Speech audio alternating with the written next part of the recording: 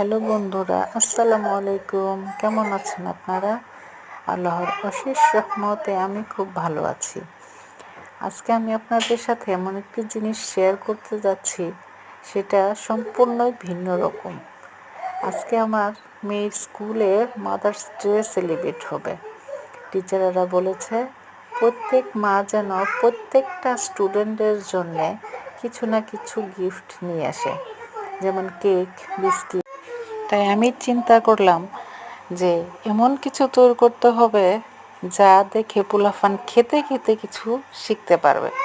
তাই আমি আমার নিজের হাতে এমন পিঠা তৈরি করেছি যেটা প্রত্যেকটা ছেলে মেয়ে খাবে এবং অ্যালফাবেটগুলো শিখতে পারবে।